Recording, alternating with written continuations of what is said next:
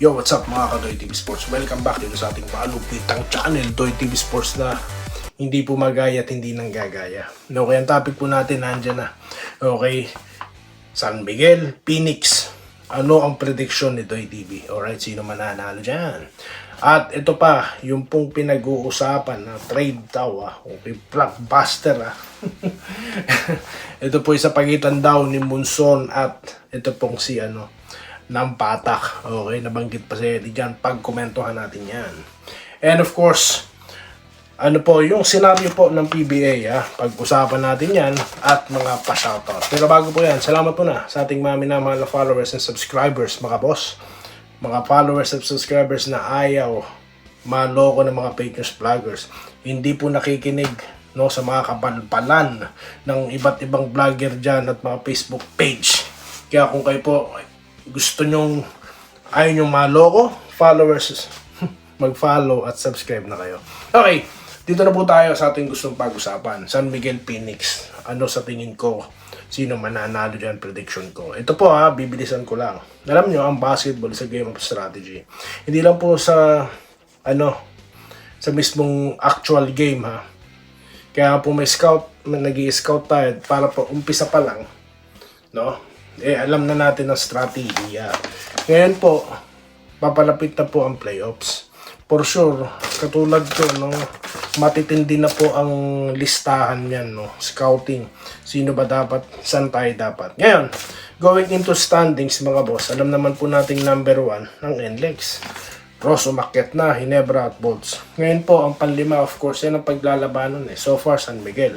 Pag tinalo sila rito ng Phoenix, Phoenix yan. Ngayon, kung ako ang team, halimbawa, gusto ko ba, NLEX, mukhang may chance ba ako? Or gusto ko ba, mukhang may chance ako sa Bolts o kaya sa Ginebra, baka po ganito, ganyan. So, yan po strategy. So, ayoko sabihin may magpapatalo dito, dahil ang gusto ko talaga at nating lahat, yung talaga pong ibubuhos yung ipapanalo talaga, Pero kapag may important din nakapaglaro, hindi, joke lang. Hindi. So, yun lang po, So, para sa akin, wala po akong pinipiling mananalo sa dalawang ito. Okay? Wala po. Kaya, kung sino man manalo, pag-usapan natin right after the game. Okay? So, dito na tayo sa idugtong na natin yung placing. Dahil yun na nga, nabanggit ko na yung mga senaryo, mga boss. Okay? Kung sakaling manalo ang Phoenix kasi dyan, mga boss, nabanggit ko na, number 5 sila.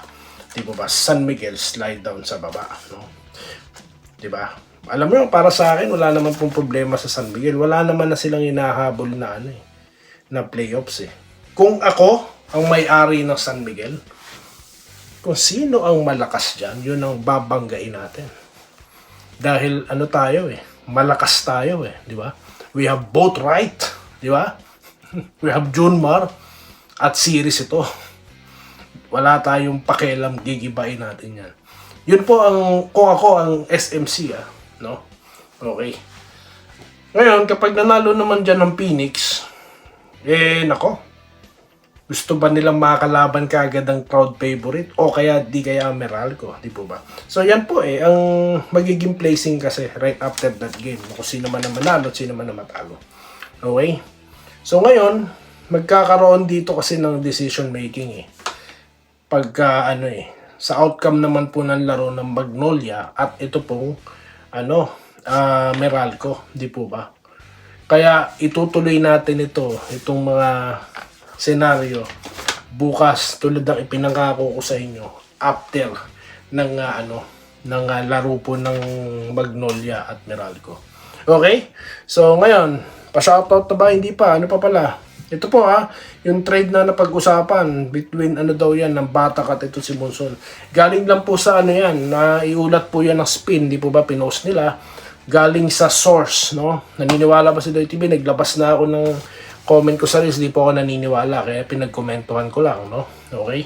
Pero syempre, pag inulat na po yan ng mga legit sources, maniniwala na tayo. Di po ba? Kaya ang sinasabi ko, ang komento ko, di po ako naniniwala. Ngayon, ang kwento dun sa post, ang gusto daw ng ng Titan, hindi si Nambatak eh. Ang inoffer daw si Nambatak eh, ng TNT eh. Pero gusto ng Titan si si Heading. Ay, nako. Pero, sige, pag-usapan natin ng konti lang. Heading Munson. Kung ako kung totoo man yun, pahig ako. Bakit? Hindi mo lang naman kailangan ng shooter eh. Kailangan mo ng combo, scorer, and at the same time, defender.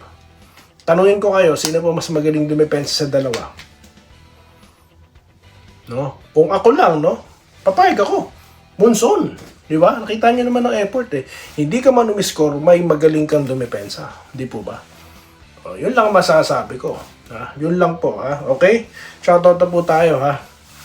Shoutout na. Ako pinagtawanan ko. No? Kasi nga, natawa ako kasi ang inoffer ito. Tapos, ang gusto pala yan. Di ba? So, yun lang. Okay, so abangan na lang po natin ang confirmation yan, mga boss, kung inaiulat na ng legit sources. Okay, at kung sinabi man po ng dalawang panig na yes, totoo yan, na balita na yan. Okay, so yun lamang po si Doy TV. Shoutout na po tayo, Robert Kebyab, nag-good morning. Ito, nagpe-predict po si Sir Archie Ginebra daw po sa linggo. Ayan, pag-usapan natin ng inaabangang prediction ni Doy TV sa Sabado na po na yan. Pa-shoutout naman po Idol Doy watching from Caloocan City North, Bagong Silang, si Sir Paul. Hanggang linggo pa naman ang huling mga laban sa huli na elimination round. Okay, tsaka raw po magkakaalaman. Sir Christian Arahan, na nasasarapan pong manood. Okay, legit daw talaga.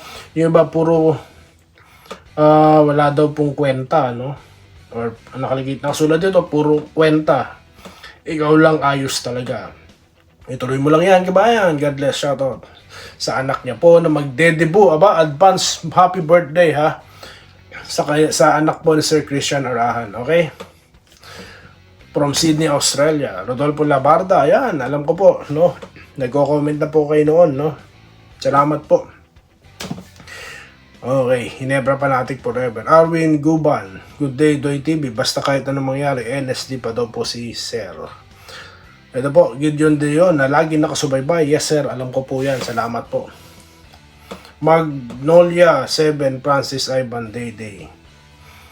Okay, Vincent Nava, nag-good luck sa Ginebra. Rene De Rosales, Ang sabi niya, pwede bigyan ng chances si Ralph. Yung sa first 5, Labangan po natin yan. Good luck daw po sa Ginebra, sabi ni Bon Ryan Cantor. Joseph Pineda, yes, Idol Doy, aangat nga sa team standings ang Balls at Ross dahil, okay.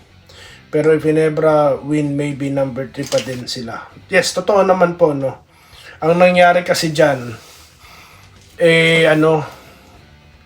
tawag dito, hindi po basta pwede maka-overtake yung Meralco dahil galing sila sa babae, di ba? Sa rule po ng quotient. Kaya po nananatili pa rin ang Ginebra sa number 3. Aangat po ang Meralco pag tinalo nila si Magnolia, di po ba? So yan po ang scenario dyan. So tama po kayo dyan, Sir Joseph Pineda. Okay? At isa pa, yun na nga, sa rules ng quotient, kasama din dyan yung malaking tambak po, yung tak-tak ng Rain or Shine, di ba? Okay, Carlito Bolivar, nag-good day pa, shoutout daw po sa anak niya na si P.E. or P.Y. Pulima sa Ugong Valenzuela. Happy birthday, ayan. Nag-good evening po si Sir Wenceslao Hapon. Okay, nanalo daw po ang Meralco, wala na raw pag-asa ang Magnolia. Good day po kay Sir Romulo Macaraeg. Kay Sir Claude Waldo Prastilla, may hirapan daw Magnolia. Sino ba kasi nagsabi niya? Sino ba kasi nagpapaniwala sa inyo? Ano ba naman kasi? Kalaban terapirma, ayan na may hint na Kumbaga binigyan na kayo ng clue tapos sasabihin nyo pa rin, Mark Counts. Ako sinagot ko lang yan dahil nabasa ko din kung kanino galing yan, Kaya di na ako nagpo-promote kung kani-kaninong channel ngayon, mga boss. Doy TV na kayo lagi manood. Wala nang iba. Joke lang. Ini-invite ko kayo manood sa mga legit sources, Yung talaga pong nagbabalita at nakakausap, yung talagang source. Yon. So, yun po ang talagang information, ang tawag dito, dissemination, or talagang gusto ko kasi kayong ma-educate kaysa po humaling kayo sa mga fake news vloggers. Kaya ako minsan nagbabanggit ako ng mga channel, hindi po ba ako sa kayo manonood, pero mas safe na po kung sa legit sources na lang po kayo manonood. Okay? Mga mainstream media po sila. Roderick Rodriguez, nagmamagandang hapon. Okay? Magandang makalaban ng Hinebra sa playoff ang Phoenix. Tignan po natin, ha. Basta manalo, matalo, Hinebra pa rin si Corazon Alberto. Okay. Jonathan De Castro, good evening. Malabo pa sa baat. Okay, Eduardo Placer, Arnold Polinar, Albert De Los Reyes, or De Los Rios, Gerald Castillo. Hawak na daw nila ang beat ng Hinebra. Ito si Brainy. Makakapaglaro ba si Japet versus si TNT? Wala pa pong opisyal na balita. No, abangan po natin yan, ha. Sa tingin ko, di naman po kailangan puwersahin. Yan, gamitin mo si Carreño. Pwede yan. No? Hindi, or maaari hindi gamitin si Kemark or si Japet. Hindi mangyari yun. Ilalaan sa playoff yung dalawa. Okay, tignan po natin. Sir Dante Sabida, Judy Sunaho, Renoy de Rosales, si Ma'am Yam. Okay, kung mananalo ang Kings against TNT, matik na number 3. Okay, tignan po natin ang positioning, no? Kaya nga po ilalabas natin yung ating prediction, no? Ang ating tawag dito, tama, prediction, at yung ating scenario, no? Right after po ng game. Okay? Ng Magnolia. Baka po mag-live tayo nun. Kung kakayanin kong gumising ng madaling araw. Walang tulugan yan no? So yun lamang po mga boss. Salamat po sa inyo lahat sa patuloy na panonood. Ma'am Irene Gilias, si Ma'am Minerva Nimba, at sa mga hindi po nabanggit, pasensya na po kayo. Sobrang dami na po talaga. Okay? So ito po si Doy TV Sports. Maraming salamat po ha. Bumabati po ng magandang umaga sa inyo sa Pilipinas. Maraming salamat po at mag-iingat po kayo. Salamat po sa panonood. Subscribe na para sa mga susunod na basketball at boxing videos.